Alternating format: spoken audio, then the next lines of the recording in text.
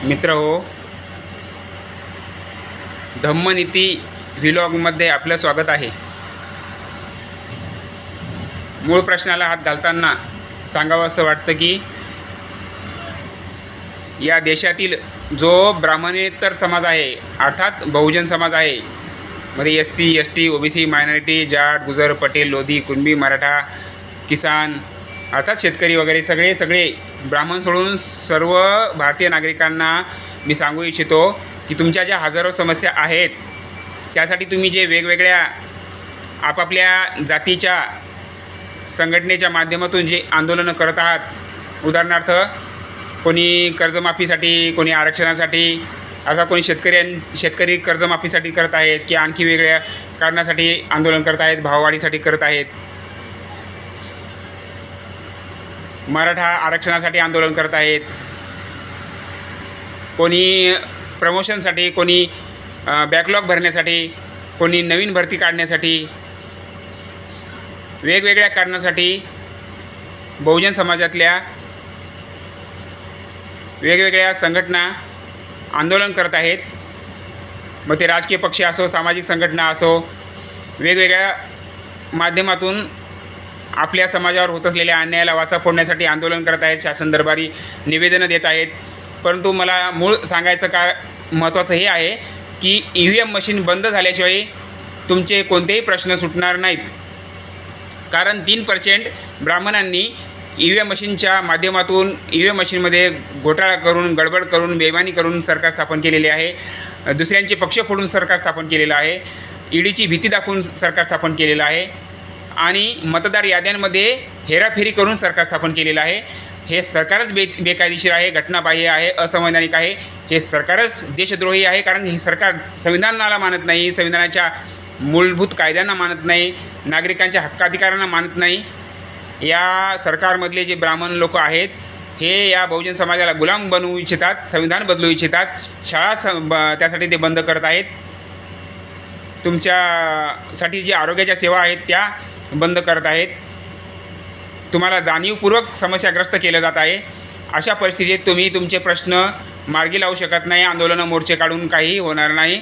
यासाठी सर्व जातीय सर्व धर्मीयांनी एकत्र येऊन, अर्थात सर्व जातीय सर्व धर्मीय मूळ निवासी भारतीयांनी, ब्राह्मणेतरांनी एकत्र येऊन EVM मशीन बंद करण्यासाठी राष्ट्रव्यापी जनआंदोलन केलं पाहिजे। तरच तुमच्या सर्व समस्यांचं समाधान होईल। मग ते मराठा समाजाला आरक्षणही मिळेल, शेतकऱ्यांचं कर्जमाफ होईल, शेतकऱ्यांना योग्य हमीभाव मिळेल, SC ST OBCंचा बॅकलॉग भरला जाईल, अर्थात जिसकी जितनी संख्या बारी उसकी उतनी हिस्सेदारी। शेतकऱ्यांचे प्रश्न सुटतील आणि SC ST OBC मायनॉरिटीचे सुद्धा प्रश्न सुटतील। यासाठी आपल्याला EVM मशीन बंद करावी लागेल, कारण का हे सरकार, भाजपचं सरकार संविधानाला मानत नाही, शांततेला मानत नाही, लोकशाहीला मानत नाही, समतेला मानत नाही। आणि म्हणून जे आपल्या विरोधात आहेत ते आपले प्रश्न कसे काय सोडवणार? सोडवू शकत नाही। आपण कितीही आंदोलनं करा, कितीही मोर्चे काढा, आपल्या ज्या मागण्या आहेत त्या मागण्या मान्य होणार नाही। आणि म्हणून मूळ समस्येवर आपण लक्ष केंद्रित केलं पाहिजे। मूळ समस्या काय आहे की EVM मशीन आहे। 3% ब्राह्मण गावात सरपंच देखील होऊ शकत नाहीत, परंतु ते या देशाचे प्रधानमंत्री बनवत आहेत, मुख्यमंत्री बनत आहेत, सर्व यंत्रणा त्यांच्या ताब्यात आहे आणि ईडीचा दुरुपयोग करत आहेत, EVM मशीनचा दुरुपयोग करत आहेत, निवडणूक आयोगाचा दुरुपयोग करत आहेत, सर्व सरकारी यंत्रणांचा, पोलिसांचा सुद्धा गैरवापर करत आहेत। पंच ऑफ थॉटमध्ये गोळवलकरांनी सांगितल्याप्रमाणे ते वागत आहेत की बहुजन समाजाला गुलाम बनवायचं आहे, त्याच्यावर ते काम करत आहेत। असं असताना आपण मात्र गाफील आहोत। ब्राह्मणांनी आपल्या बहुजन समाजाच्या विरोधात युद्धाची पूर्ण तयारी केलेली आहे, त्याच्यावर ते काम करत आहेत, परंतु आपल्या लोकांना याची थोडीसुद्धा चाहूलही लागलेली नाही, आपण गाफील आहोत। आणि म्हणून मूळ समस्या काय आहे तर EVM मशीन आहे। EVM मशीन बंद केल्याशिवाय तुमची लोकशाही वाचणार नाही, तुमचे हक्काधिकार सुरक्षित राहणार नाहीत, तुमच्या मागण्या पूर्ण होणार नाहीत। आणि म्हणून मित्र हो, माझ्या तमाम बहुजन समाजाच्या बांधवांनो तुम्हाला सांगू इच्छितो की सर्व जातीय सर्व धर्मीय सर्व समाजाने आता नेत्यांच्या भरोशावर न राहता, राजकीय पक्षांच्या भरोशावर न राहता सामाजिक एकी करून राष्ट्रव्यापी जनआंदोलन केलं पाहिजे या ब्राह्मणांच्या विरोधात, ब्राह्मणांच्या या ब्राह्मणवादी मनवादी सरकारच्या विरोधात।